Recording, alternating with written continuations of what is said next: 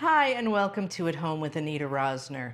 Summer is flying by, so while you still have the chance, I urge you to go get your hands on some locally grown heirloom tomatoes, because today we're going to make a delicious heirloom tomato pie.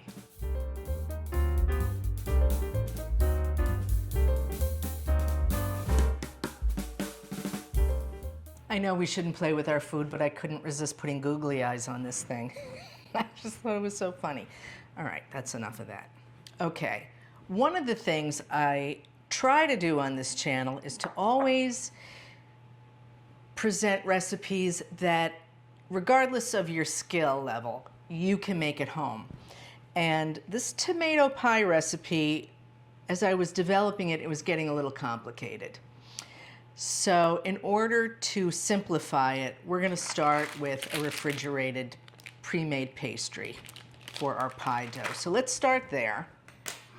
If you want to make your own pie dough, you absolutely can.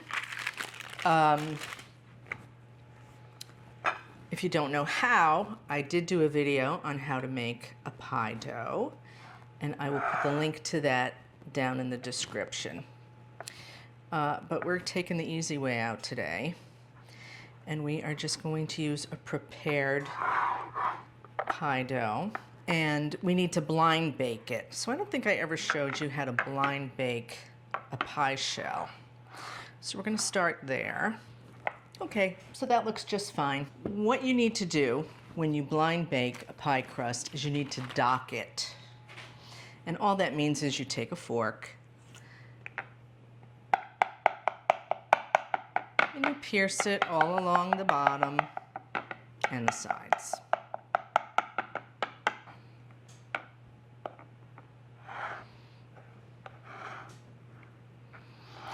And then we're going to fill it with pie weights. If you don't have weights, you can just use dried beans. That's totally fine. By the way, my oven is preheating at 375. Now, we're going to put in parchment, and I've seen videos where people take the parchment and they trim it, they measure it. No. That's how we do it around here.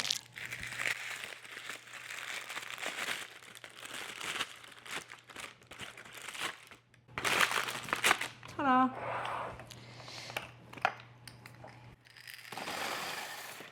Pour in our pie weights. We're going to pop this in the oven. While our pie shell is blind baking, that's going to take 20 minutes, we're going to prepare our tomatoes. In this bowl, I have 1 large sweet onion sliced. And now we are going to prepare our tomatoes. These are going to end up on a baking sheet in the oven. This is a tomato knife, if you're interested. You don't need one. I like it. Oh, these tomatoes are beautiful. I mean, just look how gorgeous. So I'm going to quarter the tomatoes, and I'm going to remove as much of the seed as possible, because that's going to make it a bit watery, which we don't want. And you can just use your fingers to pop out the seeds, or you can slice them.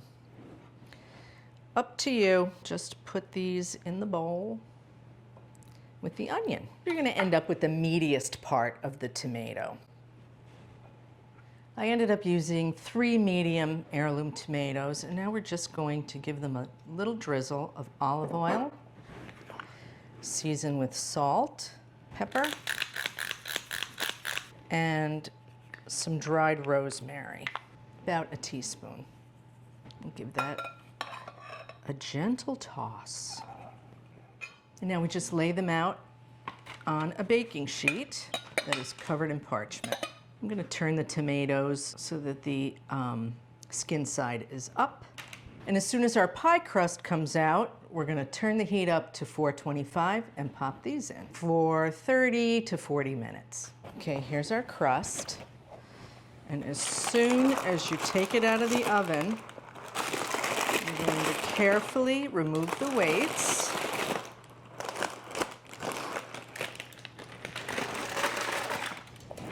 And then sprinkle the bottom with about a tablespoon of grated Parmesan cheese. And while our tomatoes and onions are in the oven, our pie crust is cooling, we're gonna make the rest of the filling. In this bowl, I have 1 cup of ricotta cheese, to which I am going to add 1/3 cup of grated mozzarella and 1 tablespoon of Italian seasoning.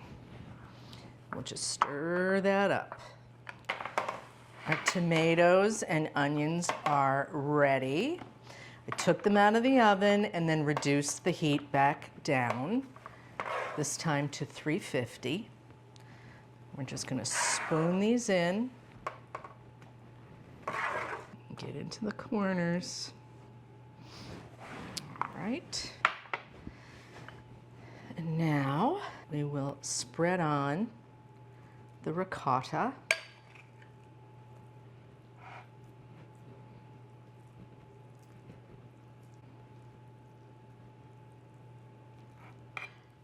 And then sprinkle the top with some more Parmesan cheese.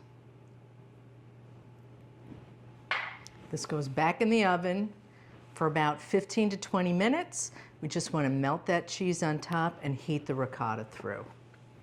And here it is, fresh out of the oven. It smells divine.